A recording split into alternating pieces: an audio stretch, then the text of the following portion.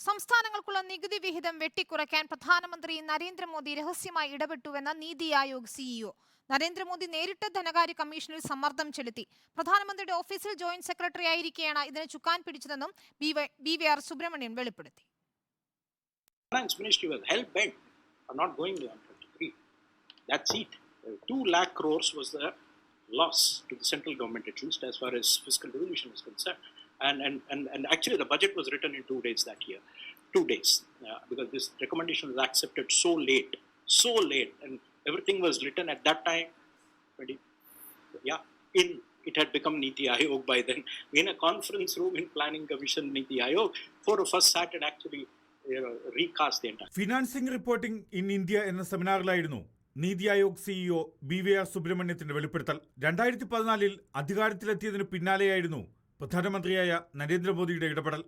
നികുതി വിഹിതത്തിൽ സ്വതന്ത്ര തീരുമാനമെടുക്കാനുള്ള അധികാരം ധനകാര്യ കമ്മീഷനുണ്ട്. എന്നാൽ ഇത് മറികടന്ന് പ്രധാനമന്ത്രി നരേന്ദ്രമോദി നേരിട്ടിടപെട്ടു. പ്രധാനമന്ത്രിയുടെ ഓഫീസിലെ ജോയിന്റ് സെക്രട്ടറി ആയിരിക്കെ താൻ ഇതിന് ഇടനിലക്കാരനായി. 42% കേന്ദ്ര നികുതി വിഹിതം സംസ്ഥാനങ്ങൾക്ക് നൽകണമെന്നായിരുന്നു ധനകാര്യ കമ്മീഷന്റെ ശുപാർശ.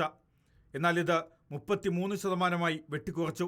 ധനകാര്യ കമ്മീഷന്റെ നികുതി വിഹിതം സംബന്ധിച്ച ശുപാർശകളെ സ്വാഗതം ചെയ്യുന്നുവെന്നായിരുന്നു പ്രധാനമന്ത്രി പാർലമെന്റിൽ പറഞ്ഞത്. എന്നാൽ സത്യത്തെ മറച്ചുപിടിക്കാനുള്ള ആവരണങ്ങളാക്കി ബജറ്റിനെ നരേന്ദ്രമോദി മാറ്റി. ക്ഷേമ പദ്ധതികൾക്കുള്ള പണവും കേന്ദ്ര സർക്കാർ ആദ്യ ബജറ്റിൽ തന്നെ വെട്ടിക്കുറച്ചു എന്നുമാണ് നീതി ആയോഗ് സിഇഒയുടെ വെളിപ്പെടുത്തൽ.